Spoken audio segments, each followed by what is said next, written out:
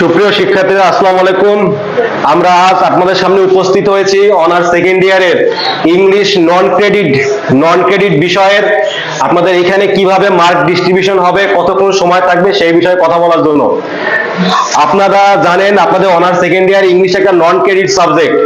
তো এইখানে প্রথম কথা হচ্ছে, সাধারণত অনার্সে আমাদের প্রত্যেকটা সাবজেক্টের পরীক্ষা হয় 4 ঘন্টা, কিন্তু ইংলিশ পরীক্ষাটা আমাদের অনার্স সেকেন্ড ইয়ারে শুধুমাত্র আর্টসের জন্য আছে।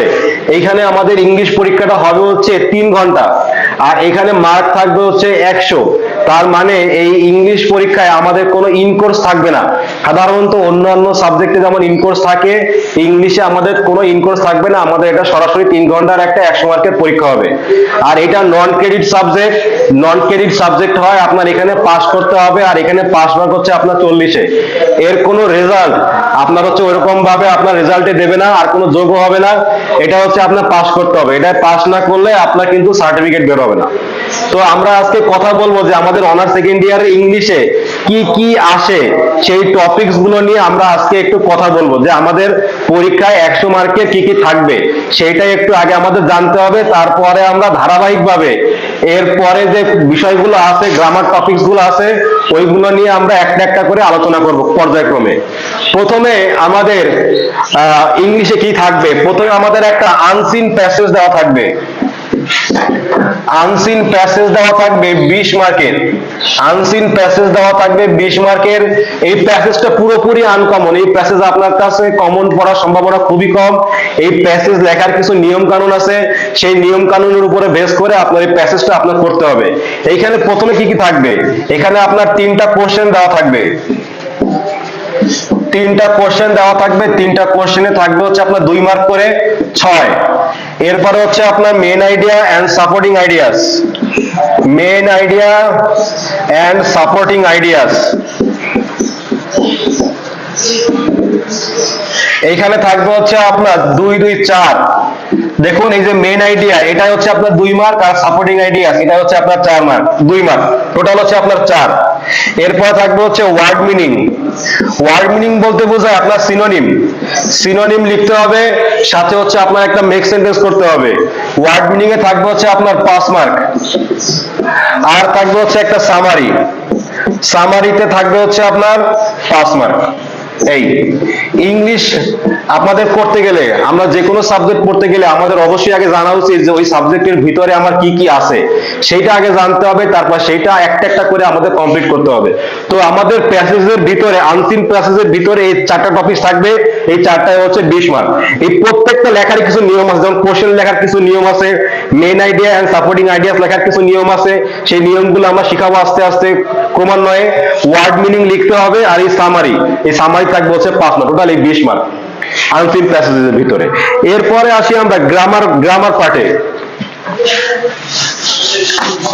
গ্রামারে থাকবে হচ্ছে আমাদের 45। গ্রামারে থাকবে 45 মার্কস। টোটাল 9টা টপিকস প্রত্যেকটায় পাস করে, 5 নং 45। এখানে কি কি থাকবে, এখানে থাকবে হচ্ছে WH কোশ্চেন, এরপর থাকবে হচ্ছে রাইট ফর্ম অফ ভার্ব,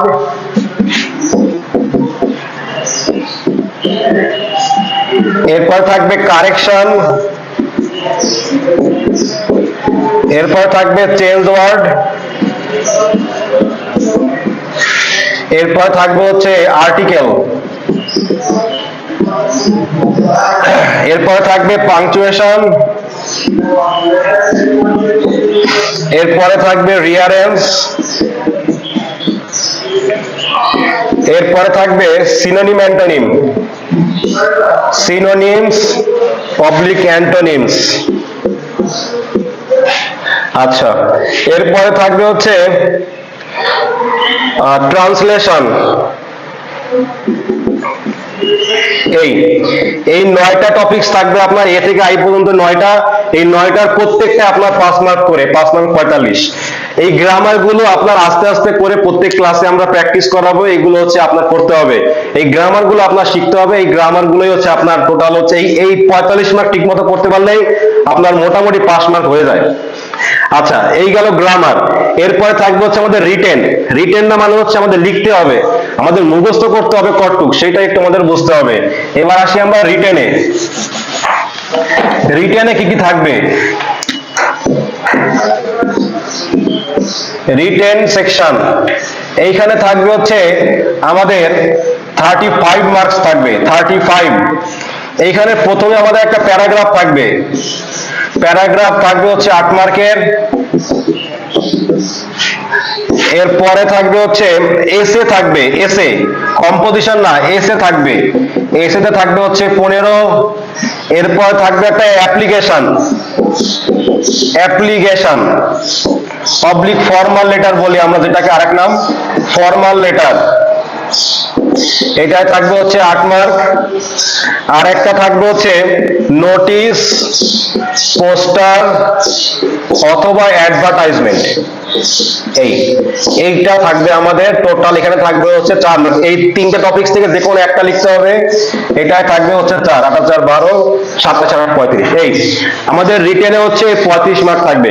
এখন আমাদের এই রিটেন গুলো মুখস্থ করতে হবে। মুখস্থ করার পাশাপাশি আমরা ক্লাসে প্রি হ্যান্ড রাইটিং প্র্যাকটিস করাই, সাথে সাথে হচ্ছে আমাদের প্যারাগ্রাফ আর এসে। দেখেন আমাদের পরীক্ষার সময় হয় কি, অনেক সময় অনার্স সেকেন্ড ইয়ারের প্রশ্ন কঠিন হওয়ার কারণে আমরা প্যারাগ্রাফ আর এসে আমাদের কমন পড়ে না। সেক্ষেত্রে আমরা কিভাবে লিখবো? সেক্ষেত্রে আমাদের প্যারাগ্রাফে কিছু অটো প্যারাগ্রাফ আছে, সেগুলো মুখস্থ করতে হবে, প্লাস আমাদের সাজেশন দিব সেগুলো পড়ে যেতে হবে। এসেও ঠিক একইভাবে করতে হবে, অ্যাপ্লিকেশনও কিছুটা মুখস্থ করতে হবে, কিছুটা আমরা অটো দিয়ে দেবো সেটা পড়তে হবে। আর নোটিশ, পোস্টার আর অ্যাডভার্টাইজমেন্ট এটা একদমই সহজ, এটা লেখার কিছু নিয়ম কানুন আছে, সেই নিয়ম কানুন বেস করে আমাদের এটা করতে হবে। এই হচ্ছে আমাদের পুরো অনার্স সেকেন্ড ইয়ারের যে ইংলিশ নন ক্রেডিট সাবজেক্ট তার সিলেবাস আমরা আজকে দেখিয়ে দিলাম।